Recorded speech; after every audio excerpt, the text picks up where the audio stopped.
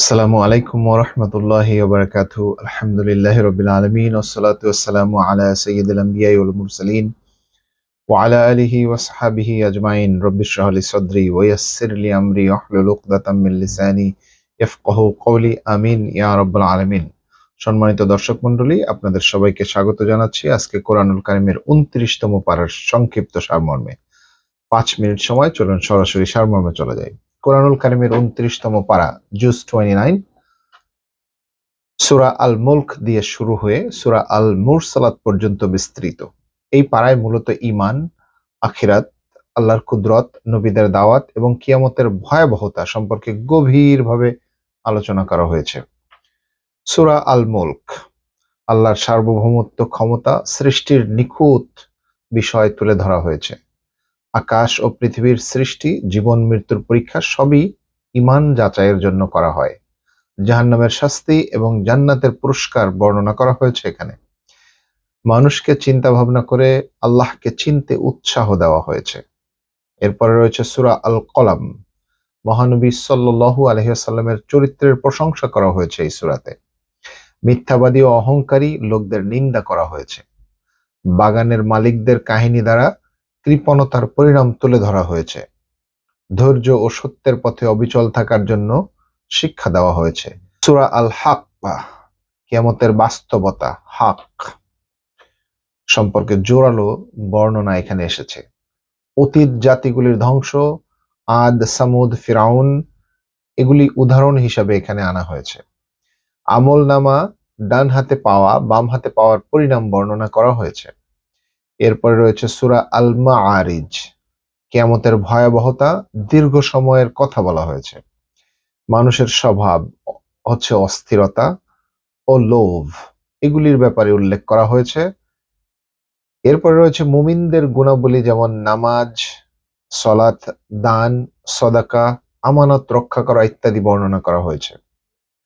সূরা নূহ, নবী নূহ আলাইহিস সালামের দীর্ঘ দাওয়াতের কাহিনী এখানে তুলে ধরা হয়েছে। তিনি কিভাবে তার জাতিকে দিনরাত আল্লাহর পথে ডাকতেন তা বর্ণনা করা হয়েছে। অবশেষে তাদের অমান্যতার কারণে শাস্তির কথা এসেছে।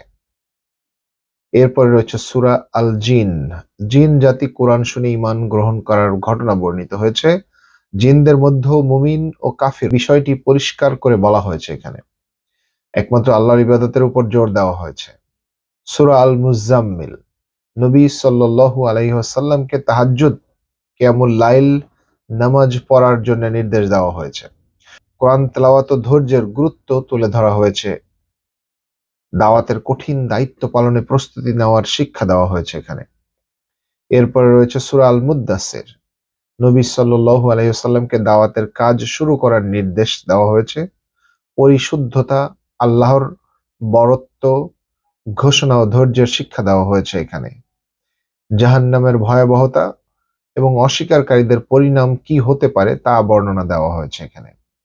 এরপরে রয়েছে সূরা আল কিয়ামাহ, কিয়ামতের দিন পুনরুত্থানের প্রমাণ এখানে তুলে ধরা হয়েছে। মানুষের অবহেলা, অস্বীকারের সমালোচনা করা হয়েছে। মৃত্যুর সময় মানুষের অসহায় অবস্থার চিত্র এখানে বর্ণনা করা হয়েছে। এরপরে রয়েছে সূরা আল ইনসান, মানুষের সৃষ্টি এবং পরীক্ষা সম্পর্কে আলোচনা করা হয়েছে। নেককারদের জন্য জান্নাতের নিয়ামত বর্ণনা করা হয়েছে। ধৈর্য, দান ও আল্লাহর সন্তুষ্টির জন্য কাজ করার গুরুত্ব এখানে তুলে ধরা হয়েছে। এরপরে সূরা আল মুরসালাত, কিয়ামত ডেফিনেটলি হবে, বারবার সতর্ক করা হয়েছে। ধ্বংস সেদিন অস্বীকারীদের জন্য, এই বাক্যটি বারবার এসেছে। আল্লাহর নিদর্শন ও ক্ষমতার স্মরণ করিয়ে মানুষকে সতর্ক করা হয়েছে।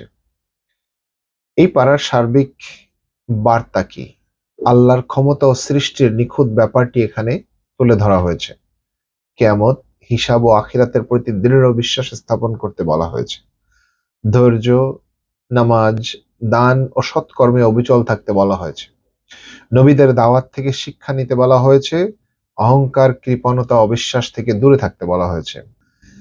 দর্শক মণ্ডলী, এই ছিল ২৯তম পাড়ার সংক্ষিপ্ত সারমর্ম।